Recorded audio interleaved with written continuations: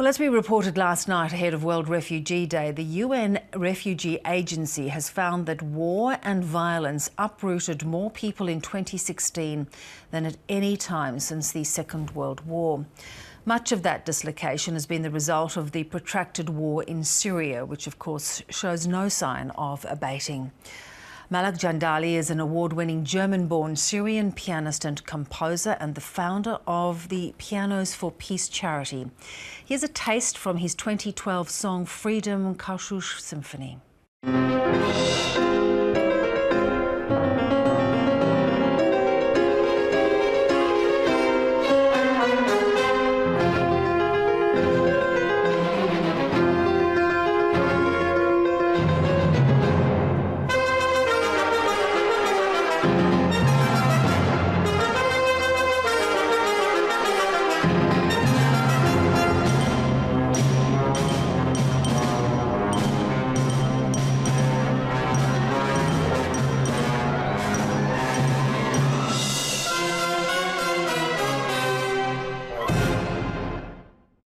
Well, Malek Jandali joins us live now from our Sydney studios. Welcome and thank you so much for talking to us on The World.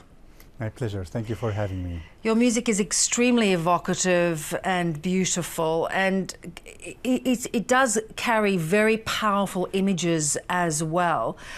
I wonder, for you, how important is this in spreading your message of peace?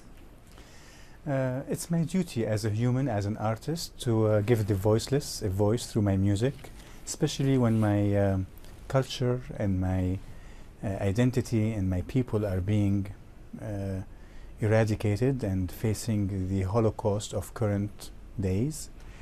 So what I'm trying to do through my music is to unite people in a symphony for peace and preserve and keep the music of Syria and the rich heritage of Mesopotamia in general alive. Well, you've recently visited a refugee camp in Jordan. There's some 80,000 people living there. Give us a sense of what you saw there on the ground. I saw babies, families, women. You know, the majority of the 65.6 million refugees today in the world are children.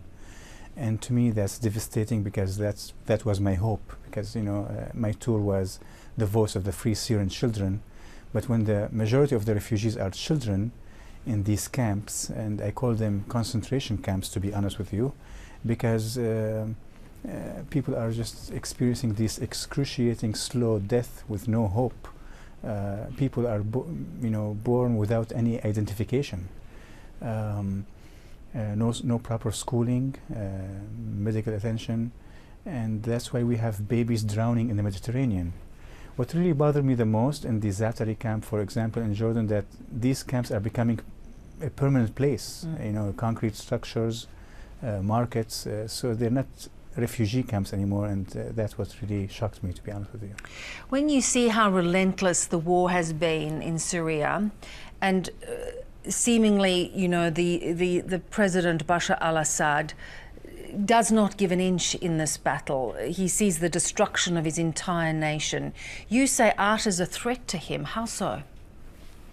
You know, the fundamental problem in Syria is the brutal dictatorship or the state sponsor of terrorism that we have. Not from now, that's since Assad the father. And what we are experiencing today is the Holocaust. I call all these refugees Holocaust survivors. With all respect to my Jewish brothers and sisters, you know, we have Hitler of modern day gassing children to death and forcing families to go and ride the wave of the Mediterranean and the oceans and drown.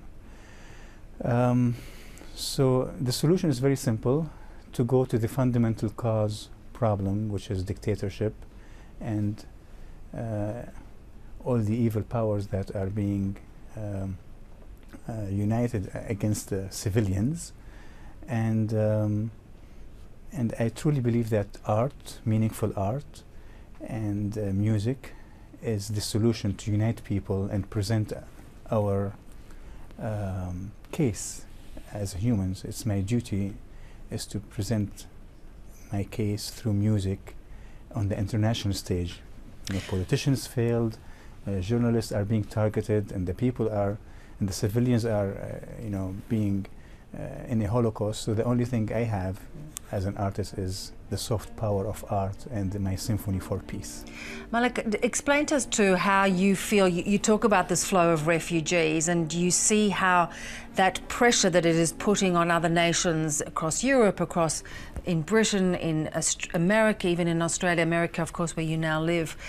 How concerned are you about how dividing this has become, and how do you see a way to unite these communities that have become so divided? It's a great question. I really appreciate your question, because that reminds me and the audience, and I hope everyone else who's watching, about our humanity. Being human is given, but to keep our humanity is a choice. So when we have babies drowning, please don't call them migrants, and don't call them all these terms. Call them babies or humans, and don't reject them based on color or religion or any ethnic group or nationality. At one point, we are all refugees, and I call them phoenix and exiles or Holocaust survivors. So I hope that my message of unity and preserving the beauty of my identity through my art will remind myself first and the audience of our basic, common and shared values of humanity and peace. I have a little story about a kid who was dying on the operation table in a refugee camp from the wounds of injustice, and the last thing he told the doctors, "I'm gonna tell God everything," and he passed away, resting in peace rather than living in peace. And to me that's shameful, unacceptable, and we should unite all together as humans to stop that war against all humanity. What's going on in Syria is a war against all humanity, when we have the oldest synagogue in the world being eradicated, churches where you can hear the Lord's Prayer in Aramaic being eradicated, the Silk Road, Palmyra, not to count the human lives. So from that perspective, I hope my music, my Symphony for Peace, my Syrian Symphony for Peace that we are presenting, we actually presented it today at the Parliament with Ben Quilty. It was an honor to actually have this meaningful event, and we are going to present it at the beautiful Sydney Opera House on Saturday. And I thank all the organization, the Sydney Peace Foundation, all the wonderful people of Australia. I had today an amazing Indigenous lady who welcomed me to this country, and it has been hospitable, and I thank you from the bottom of my heart for giving the children of Syria a voice on your program and in Australia. Well, we do hope your message is heard. Thank you so much for joining us. My pleasure.